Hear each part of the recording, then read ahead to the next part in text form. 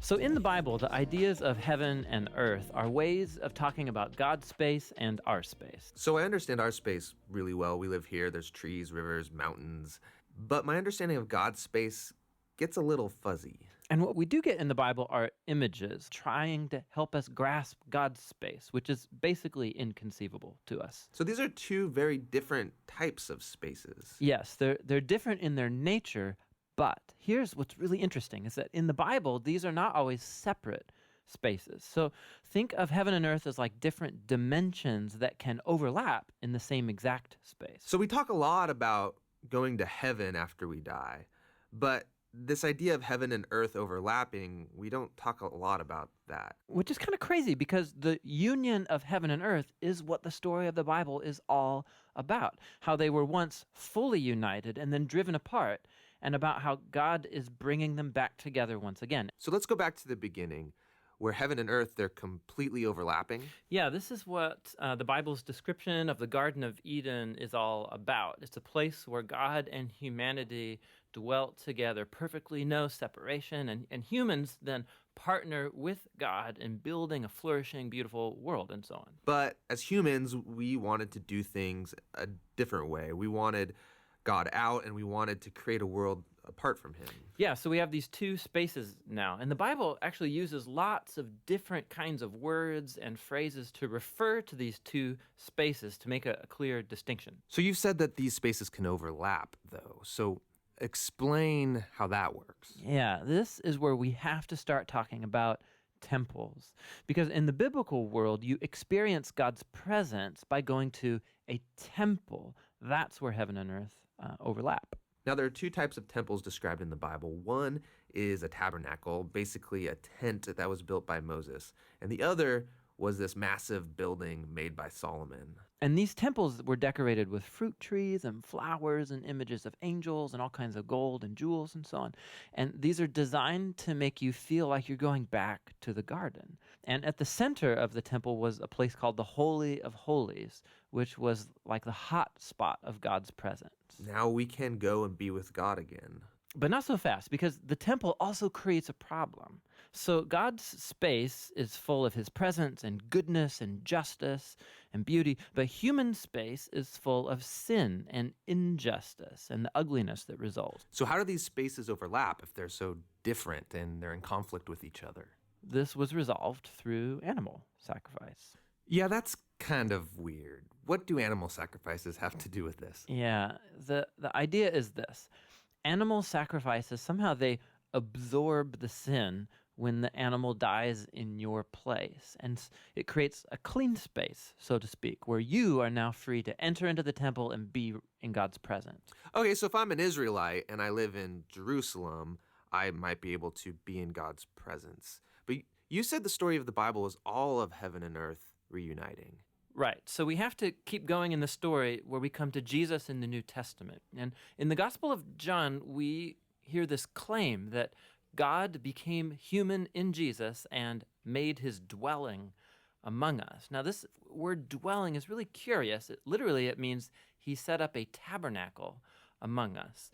And so what John is claiming right here is that Jesus is a temple. He is now the place where heaven and earth overlap. What's interesting about Jesus is that he isn't staying in this safe, clean space. He's running around hanging out with sinners. He's healing people of their sicknesses and forgiving people of their sins. He's basically creating little pockets of heaven where people can be in God's presence, but he's doing it out there in the middle of the world of sin and death. And he keeps telling everyone that the kingdom of heaven is at hand. And he even told his followers to pray regularly that God's kingdom come and that his will be done here on earth just as it is in heaven. But a lot of people are threatened by Jesus and they kill him, which seems to spoil this whole plan to reunite heaven and earth. But we have to go back to a scene earlier on in Jesus' story where John the Baptist saw Jesus and said, "Behold, this is the Lamb of God who takes away the sin of the world." So Jesus isn't just talked about as being a temple, he's also talked about as being the temple sacrifice. Yeah, so the cross is now the place where Jesus absorbs sin to create a clean space that is not limited like animal sacrifices. Jesus' sacrifice has the power to keep spreading and reuniting more and more of heaven and earth. And this is all really great, but it leaves one big question in my mind, which is, what happens when I die? Don't I just fly over to God's space to be with Jesus? Yeah, so a few times in the New Testament, we learn that Christians will be with Jesus in heaven after they die, but that is not the focus of the Bible story. The focus is on how heaven and earth are being reunited through Jesus and will be completely brought together one day when he returns. So in the book of Revelation, we get this beautiful image of the Garden of Eden, now in the form of a city, coming to end the age of sin and death by redeeming all of human history in a renewed creation. And God's space and human space completely overlap once again.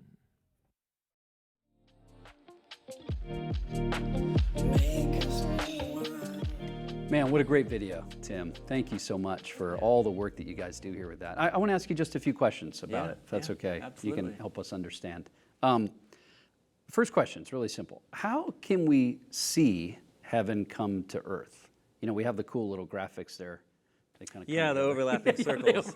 It's purple. Yeah, it's purple. We can see things Yeah, in purple. totally. But besides seeing things in purple, how can we actually see it, visualize it? You know, there's two images actually in pages 1 and 2 of Genesis that have really arrested my imagination, and that it seems like Jesus and the apostles really were into these images and ideas too. So one is in the first narrative in Genesis, the 7-day kind of creation sequence. It begins with saying, in the beginning, God created skies and the land. What's up there? What's down here? We talked about that in the video. But then in verse 2 of that chapter, it starts to narrate like what did that involve? And the first image is of a dark, disordered, watery chaos. And the first way that God is present within that, and so it's not yet earth or land, but God's own presence is there in the form of his Spirit. And the Spirit of God was hovering over the darkness and the waters. And then God begins to speak.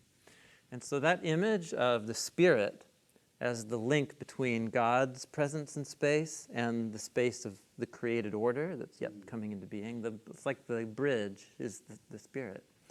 And what comes of that link between heaven and earth is a beautiful ordered cosmos with gardens and plants and the image of God, humans in the end. That's the first narrative. The second narrative, which is kind of a replay from a different angle of creation, is the Garden of Eden story, and the Spirit plays the same role. You have a unproductive wilderness, and no plants and anything, no humans, and so God forms the dust of the ground. But even then, it's just dust, and so the link between heavenly life, and the life and love and creativity of God embodied on earth happens through God's breath that animates the dirt. And so it's the Spirit. The Spirit's like this link between heaven and earth. And that's fundamental for the biblical story, and I think what it means to adopt the Bible's way of seeing the world is that this invisible, personal, energizing, animating presence of God is what it looks like when heaven's on earth. Now that raises a whole other question. So how do you know? Yeah, that's what I was about So to when do you ask. know that? Will I see like people springing up out of the mud? Like, That's right. How do we participate, and or how then as people do we participate? Yeah, in this? that's right. So think back into the first narrative, Genesis 1, the culmination of it all is God appointing humanity, male and female, as unified as one to rule and image and represent God on God's behalf in the world, which means that now humans are the ones who embody and represent heaven on earth. Like that's the point of an image, I think, is to represent. And so whatever we tend to think of heaven or heaven coming to earth, in Genesis 1, it's God is choosing to bring heavenly reality to earth through his representatives, his chosen representatives. And they are to rule and plant gardens and have lots of babies, and have communities, and do the stuff of being human, which is to bear responsibility for our world and to steward it as gardeners. And so, Jesus was into the garden image in the Lord's Prayer when he talks about, the opening of the Lord's Prayer, which we talk about in the video. Our Father who's in the skies, may your name be recognized as holy. May your kingdom come and will be done here on earth as in heaven. So Jesus invites us to see being part of his follower is about inviting and expecting that the heavenly presence of God's Spirit and power will come to earth daily, somehow in and through my life and community.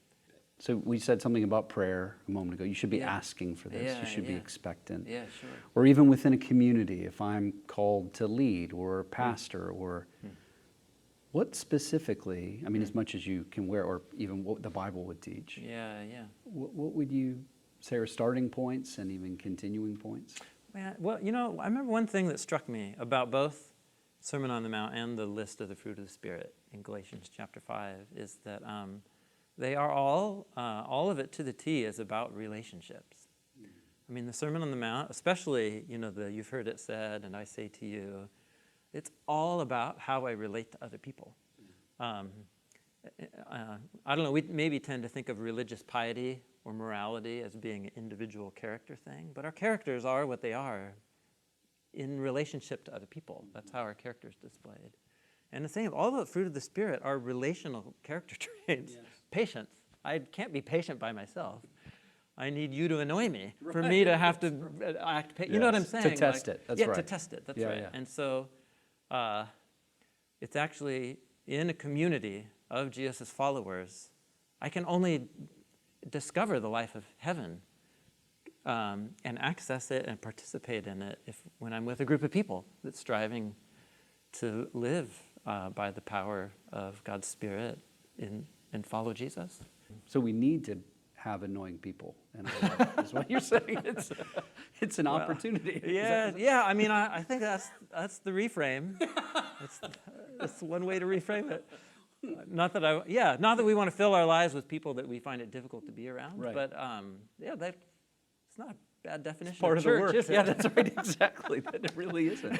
That's exactly right. But I'm being silly. But it's true. Like being around people who are other than me and different from me, but we're both trying to follow Jesus together. We will bump into each other and hurt each other, and it's like, what's the true north for why we would even be in a group together? It probably won't be our preferences, and certainly not right now in our culture, political affiliation or cultural. And so a local church of different people is the perfect place to discover what it means to find heaven on earth. And not something that we manufacture, it's something that we receive and participate in. Which is why the Lord's Prayer, I think, which is perfect, is worded the way it is. It's passive. May your will be done, and may your kingdom come on earth. We can keep it from happening, but we don't manufacture it. It's something like the Spirit. We receive it as a gift.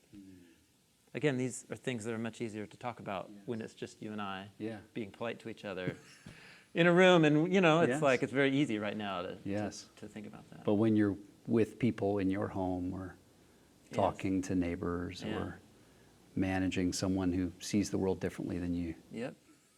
Yeah, that Genesis 2 image, dirt.